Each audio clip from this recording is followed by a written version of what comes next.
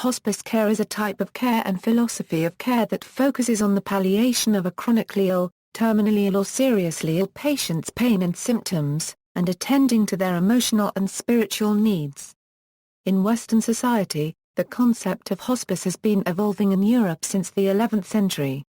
Then, and for centuries thereafter in Roman Catholic tradition, hospices were places of hospitality for the sick, wounded, or dying, as well as those for travelers and pilgrims. The modern concept of hospice includes palliative care for the incurably ill given in such institutions as hospitals or nursing homes, but also care provided to those who would rather spend their last months and days of life in their own homes. It began to emerge in the 17th century, but many of the foundational principles by which modern hospice services operate were pioneered in the 1950s by Dame Cicely Saunders. Within the United States, the term is largely defined by the practices of the Medicare system and other health insurance providers, which make hospice care available either in an inpatient facility or at the patient's home, to patients with a terminal prognosis who are medically certified to have less than 6 months to live. Outside the United States, the term hospice tends to be primarily associated with the particular buildings or institutions that specialize in such care. Outside the United States, such institutions may similarly provide care mostly in an end-of-life setting, but they may also be available for patients with other specific palliative care needs. Hospice care also involves assistance for patients unregistered trademark families to help them cope with what is happening and provide care and support to keep the patient at home. Although the movement has met with some resistance, hospice has rapidly expanded through the United Kingdom, the United States and elsewhere. History, early development. Linguistically, the word hospice derives from the Latin hospes, a word which served double duty in referring both to guests and hosts.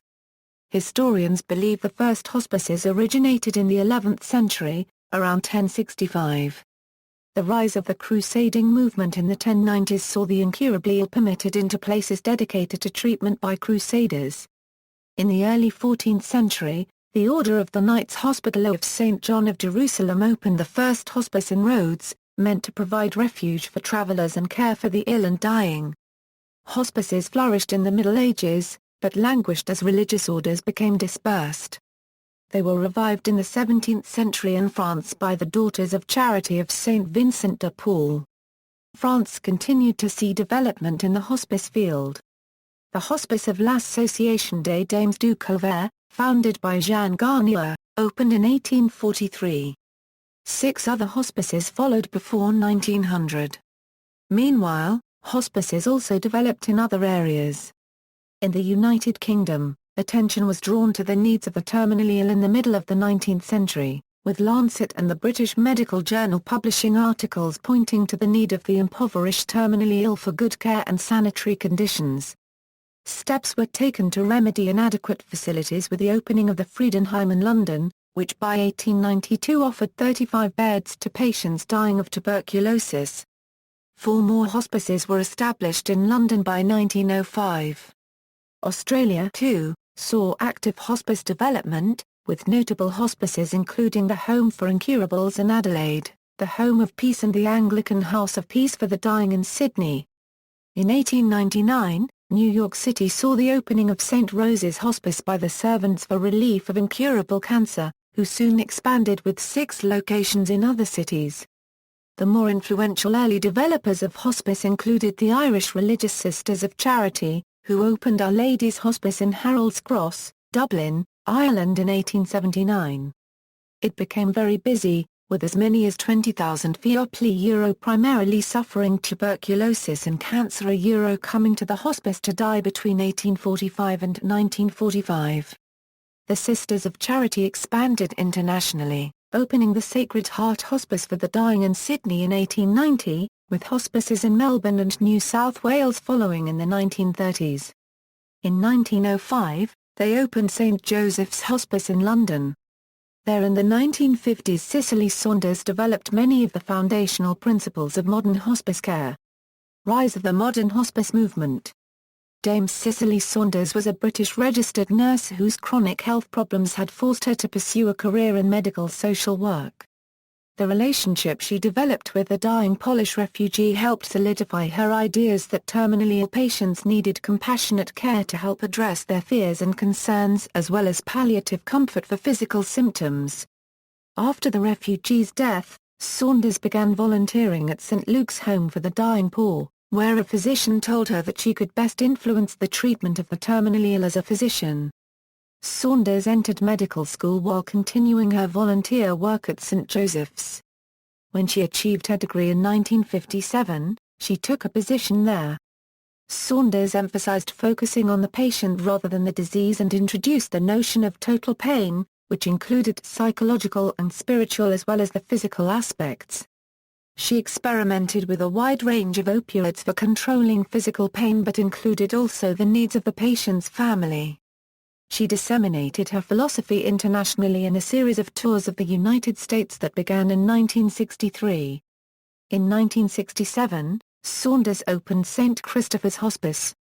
Florence Wald, the dean of Yale School of Nursing who had heard Saunders speak in America, spent a month working with Saunders there in 1969 before bringing the principles of modern hospice care back to the United States, establishing Hospice, Incorporated in 1971.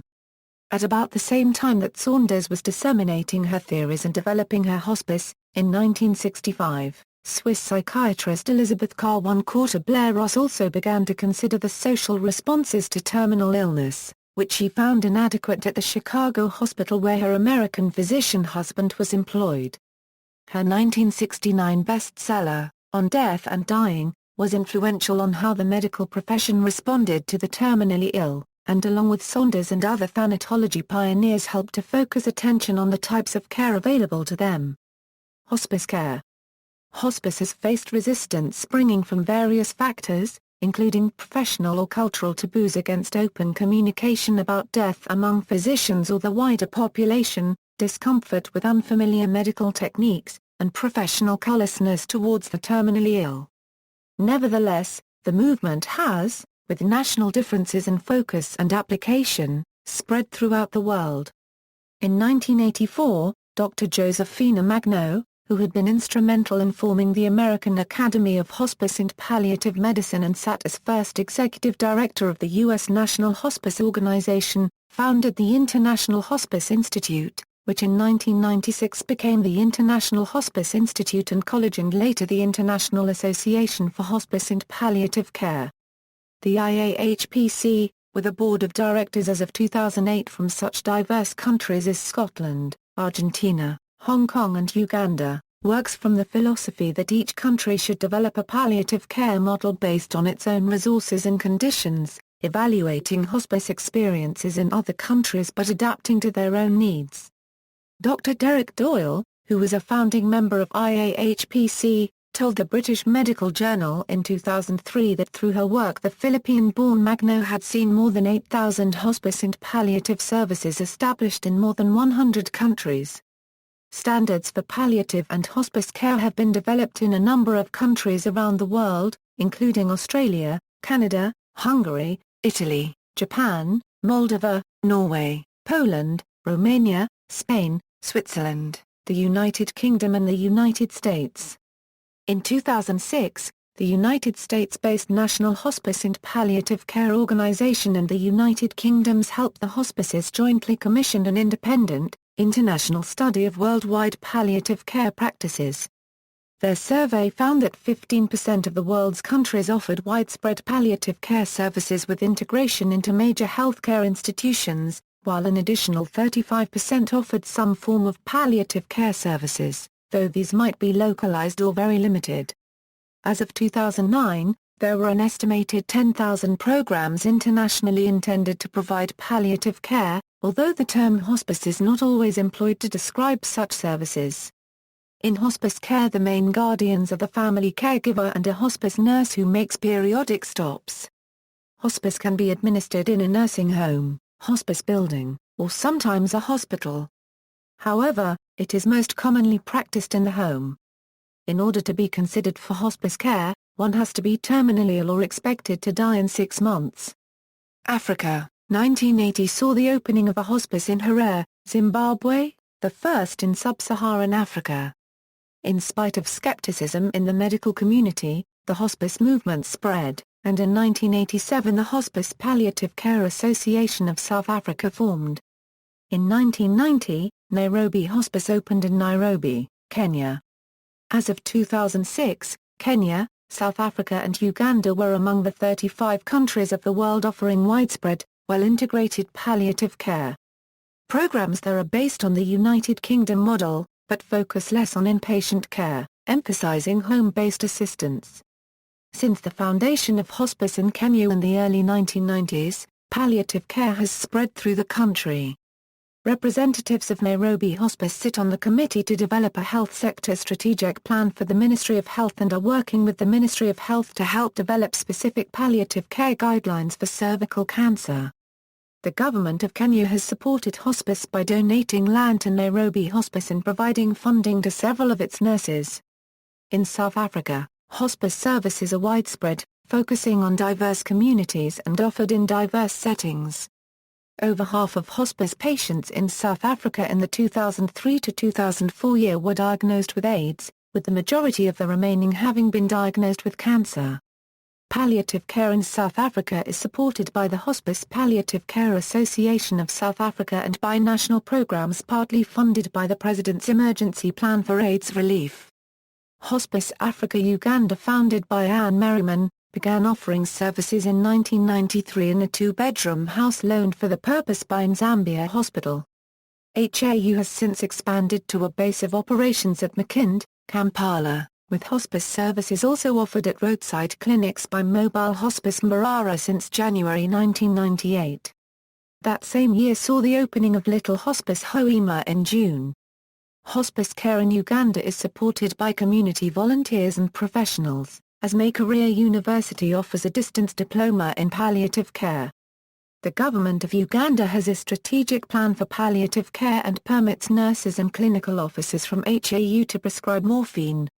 North America, Canada, Canadian physician Balfour Mount, who first coined the term palliative care, was a pioneer in the Canadian hospice movement, which focuses primarily on palliative care in a hospital setting.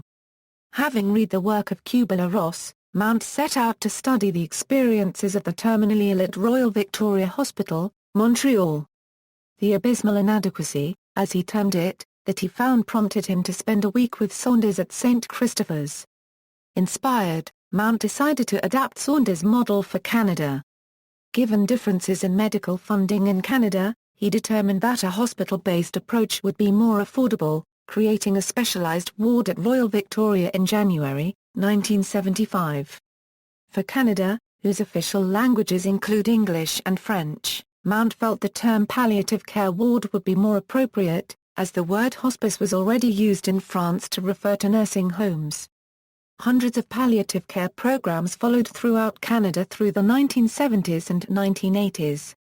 However, as of 2004, according to the Canadian Hospice Palliative Care Association, hospice palliative care was only available to 5 to 15% of Canadians, with available services having decreased with reduced government funding.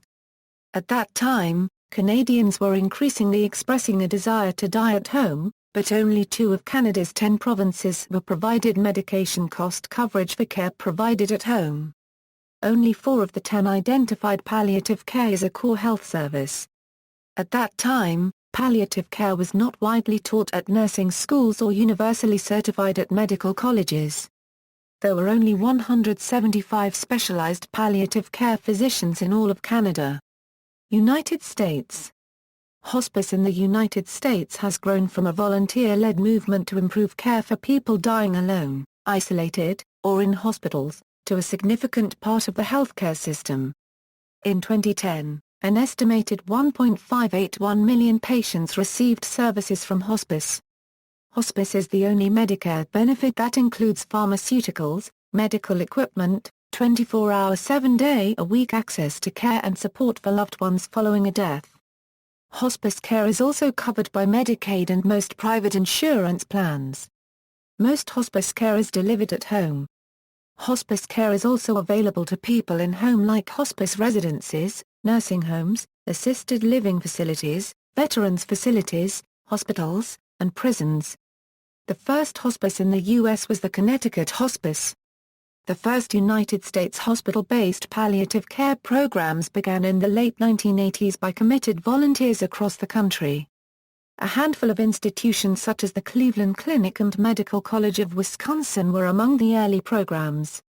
By 1995, hospices were a $2.8 billion industry in the United States, with $1.9 billion from Medicare alone funding patients in 1,857 hospice programs with Medicare certification. In that year, 72% of hospice providers were non-profit. By 1998, there were 3,200 hospices either in operation or under development throughout the United States and Puerto Rico, according to the NHPCO. According to 2007's Last Rites, Rescuing the End of Life from the Medical System, hospice sites are expanding at a national rate of about 3.5% per year. As of 2008, approximately 900,000 people in the United States were using hospice every year, with more than one-third of dying Americans using the service. Hospice care is growing bigger and bigger every year. Hospice plays an important role in reducing Medicare costs. Over the past 30 years, 27 to 30% of Medicare's total budget was spent on individuals in their last year of life. Hospice care reduces ER visits and inpatient hospitalization, which are costly and emotionally traumatizing for both the patient and their loved ones. United Kingdom. The hospice movement has grown dramatically in the United Kingdom since Saunders opened St Christopher's in 1967. According to the UK's Help the Hospices in 2011, UK hospice services consisted of 220 inpatient units for adults, 42 inpatient units for children with 334 beds, 288 home care services, 127 hospice at-home services, 272 daycare services, and 343 hospital support services. These services together helped over 250,000 patients in 2003 and 2004. Funding varies from 100% funding by the National Health Service to almost 100% funding by charities, but the service is always free to patients. As of 2006, about 4% of all deaths in England and Wales occurred in a hospice setting. A further number of patients spent time in a hospice, or were helped by hospice-based support services, but died elsewhere. Hospices also provide volunteering opportunities for over 100,000 people in the UK, whose economic value to the hospice movement has been estimated at over £112 million. Other nations. Hospice care in Australia predates the opening of St Christopher's in London by 79 years. The establishment by the Irish Sisters of Charity of hospices in Sydney and in Melbourne. The first hospice in New Zealand opened in 1979. Hospice care entered Poland in the middle of the 1970s. Japan opened its first hospice in 1981, officially hosting 160 by July 2006. The first hospice unit in Israel was opened in 1983. India's first hospice, Shanti Ashram, opened in Bombay in 1986. The first modern freestanding hospice in China opened in Shanghai in 1988. The first hospice unit in Taiwan, where the term for hospice translates peaceful care, was opened in 1990. The first freestanding hospice in Hong Kong, where the term for hospice translates well-ending service, opened in 1992. The first hospice in Russia was established in 1997. World Hospice and Palliative Care Day. Since 2006, the World Hospice and Palliative Care Day is organized by a committee of the Worldwide Palliative Care Alliance, a network of hospice and palliative care national and regional organizations that support the development of hospice and palliative care worldwide. In 2014, the date is the 11th of October. See also: Children's Hospice, Deathbed Phenomena, Hospice Chaplain, Life Support, Pain Management, Robert Whitecross. Notes. Further reading: Saunders, Cicely M. Robert Kastenbaum. Hospice Care on the International Scene. Springer Pub Company. ISBN A0-8261-9580-6. Saloch Henrik, Hospice as a Place of Pastoral and Palliative Care over a Badly Ill Person, Wide. UKSW Warsaw 2012, ISSN 1895-3204, Werpol, Ken, Modern Hospice Design, The Architecture of Palliative Care, Routledge, ISBN 978-0-415-45179-6, external links, Canadian Virtual Hospice, Caring Connections, Fédération Cure Palliative, Foundation for Hospices in Sub-Saharan Africa, Hospice Africa Uganda, Canadian Hospice Palliative Care Association, National Hospice and Palliative Care Organisation, Palliative Care Australia, the Scottish Partnership for Palliative Care, Scottish National Care Standards, Hospice Care Standards, Worldwide Palliative Care Alliance.